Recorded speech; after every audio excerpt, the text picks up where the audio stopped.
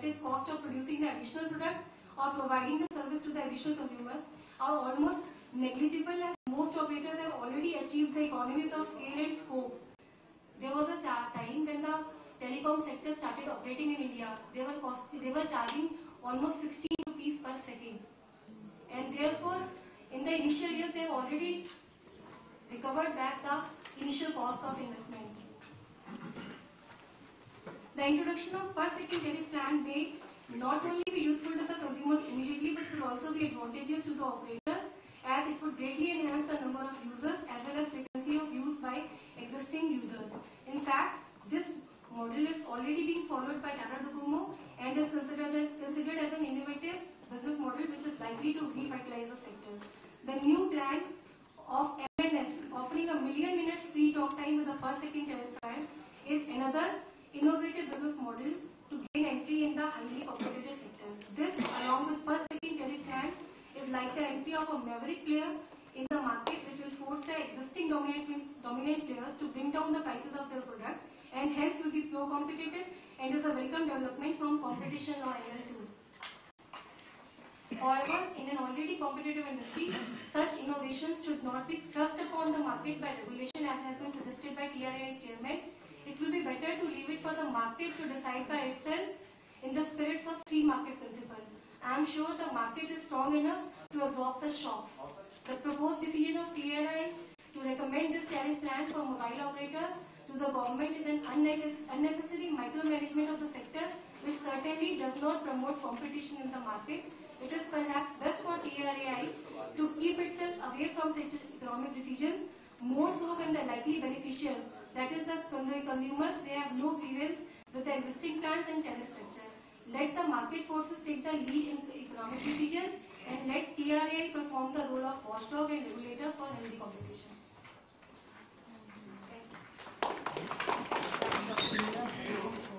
I thank Dr. Meera Bharev, Assistant Professor, Faculty of Law, University of Delhi, for highlighting and also enlightening us about various aspects and the impact of the regulations offered recently by the Tariff Regulatory Authority of India. I would now invite the delegates to address any questions and queries that they have to Dr. Meera Bharev. And the addressing to Dr. Bharev. I am S.K. Patri, Advocate, Supreme Court of India. Thank you, Madam, for the presentation. I'm asking a direct question to you, whether you visualize something, because of the communication network is revolutionizing in India. I'm not talking as a lawyer, I'm just asking as a user of the mobile telephones. So that should not be mistaken that I'm a lawyer asking an academician, so that it will be very clear on your mind. So many operators like Vodafone, Ideas, Reliance, Airtel, they are coming. They have charged so much of money in the initial years of their operations. Way back in 95, I think, if you remember, it started in Bombay and Delhi simultaneously. Perhaps the time has come, or it is yet to come, because since you are a research academician, you can give more lights, because people are more interested now in communication technology. By the time you come, people will see each other as if you are seeing, I am seeing you, and talking to you, and paying very less money. Because the TV sector is booming, there are so many advertisements. In the newspapers of 100 pages in a Sunday, it is hardly 5 rupees or 6 rupees. So whether a time will come, I can talk to my far-off friend in United States of India, United States of America, and some person staying in Greenland or in Antarctica, as if I am seeing to and talk to you, and paying very less of money. Please give some light on that, because people are interested, especially I am interested, but the time is coming now. Sir, I suppose already the technology is progressing ahead, and the 3G technology which has lately come in, even it is offering something like what you are saying. Through internet we are already engaged into all this, but I don't really know how I can relate to telecommunication sector. I'm sorry, but I'll work on it.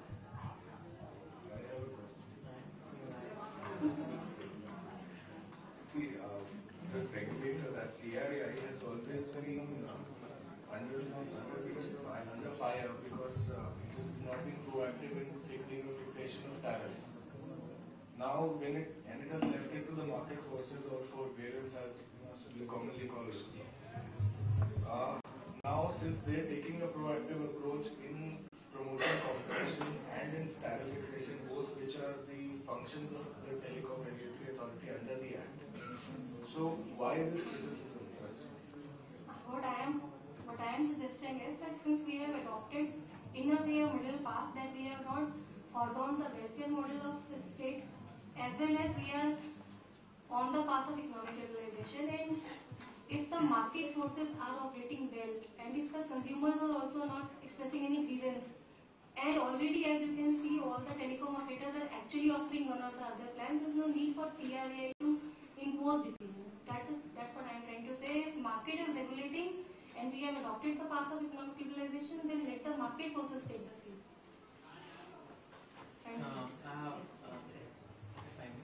Thank you so much, ma'am, for your kind enlightenment.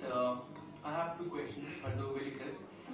First is that the best question or subject on which we can crystallize your submissions can be that how far is it justified for any domestic regulatory authority to intervene in the prices or intervene in the market force regime. And the second question, however, these particular submissions, aren't they a little bit remote to the topic that is today, which is on legal issues of international telecommunication laws? And I beg to differ, but I couldn't find out a relation between the two, except the fact that the Telecom Regulatory Authority is fixing rates for international calling. And so I maybe a little bit couldn't understand that. And I would like to know what are the reasons which you like to show on that regard. And the second question that I want to raise is that in a welfare state, it is presumed that these regulatory authorities, they are meant not just to allow the market forces to freely flow and remain active on their own. And that is what the function of the Telecom Regulatory Authority is, to intervene at the right time and at the right place. And as he said rightly, that I suppose is due to the extent that right now the Telecom Regulatory Authority is intervening only at the right moment by allowing market forces to take appropriate measures, because the measure of number subscription, which was earlier not in India but worldwide it was available, it was floated about 3 years back, and it has become active only presently. From January only it's going to start.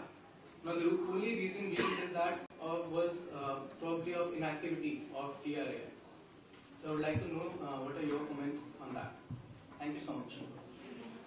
First of all, I suppose again after the establishment of WTO, the whole world is a market. And looking at the consumers in India, millions of consumers actually engage into making international calls also. So in a way, it finds some connection, if not a connection to a substantial degree. The second question which I again repeat is, TRAI, I accept that it should intervene, but it should intervene at the stage when consumers have any problem or the market is deteriorating, or if you can actually find that somewhere something is wrong in the market.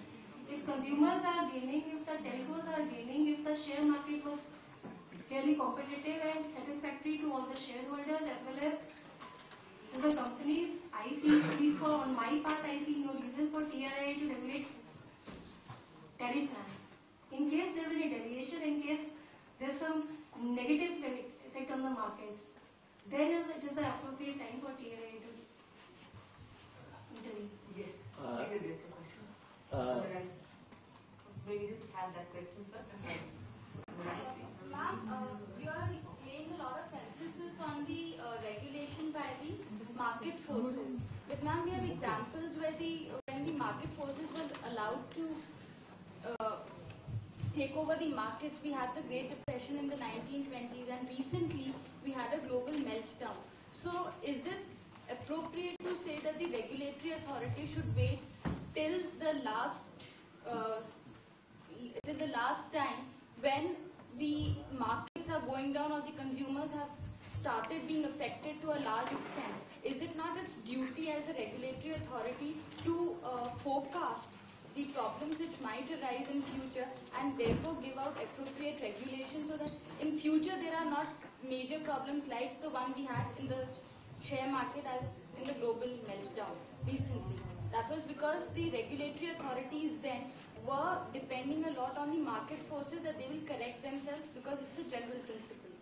So, please give a comment on that. See, I am not laying down any general guidelines that no sector should ever be touched upon or regulated by TRAI. I am only talking in regard to this particular announcement which was made that TRAI wanted all the companies to provide such service of pay per checking plan mandatorily. And what I am saying is that it is already pro-consumer, already consumers are benefiting. In India, there is healthy competition in the mobile and telecommunication sector. And as you can see on your own also, the first offer was started by Docomo, and later on all the companies are in fact offering, so consumers are in fact consumers are at an advantageous position because of this. I'm not laying down any general guideline that TRAI should keep itself out of economic decisions. In regard to tariff plan, I am saying when the market is self-regulating and there are no repercussions, visible repercussions in the market, or even otherwise I have a feeling that there is no repercussion in the market, TRAI should rather keep itself out of this particular aspect only. Thank you. May I request Ma'am, Jennifer? see, my half question has been raised by my colleague and one more. The question is, we have no time to discuss what Huxley wrote, whether what is a welfare state or not. Now the question is whether we are having a producer's market or consumer's market. If producers make our decisions, what we have to purchase, what we should use, then it will be producer's market, always in the interest of producers and not in the interest of consumers. Now, if the telecommunication and this is becoming cheaper, it is because the number of people are increasing day by day. Many-fold it has increased. Like when hepatitis B injection was needed in one corner of the world, its cost was $35. Now nobody was ready to support $35. So first they created hepatitis B, killing, and then they immediately overnight they said we have been able to find out an injection, and that cost $1. Now throughout the world, in India particularly, each student was injected with hepatitis B, whether we need it or not. It is a debatable question, because so many doctors were against that also. Similarly, here in this industry, if TRAI, if they are able to restrict their entry to some extent, I don't think that it is going to mar the prospects of the industry. Rather, they have to see the interest of the people also. So, it's my opinion which I have given it. I don't think that I need to comment on it. I don't think that any comment is required on this statement of yours. No, if need be, one can correct me. I would rather abstain. There's one more question from the left side of the audience. Please address. What are the remedies which the telecom authorities provide for a consumer who has been wronged by wrong billing or excess billing? So at present I am not ready with all that. I suppose I think for the time being I have focused on this particular aspect only. I would not be able to comment on this. Mr. Mohit Jolly would like to answer that question. Yes, I'll try to explain. Earlier, these problems were being dealt by consumers' court, but now it has been said that consumer courts will not have access to such cases. There is already provision in Postal Act. So, on the basis of that, That is arbitration. There is a mechanism provided under the Act where all the operators have to provide with the consumer a personal consumer officer who will, if you Look have at any the- problem with the operator and his services, then you can approach. It is provided in the rules that you can go and check the rules and regulations of which you enter into with your service provider. They will give you details, or it will be on the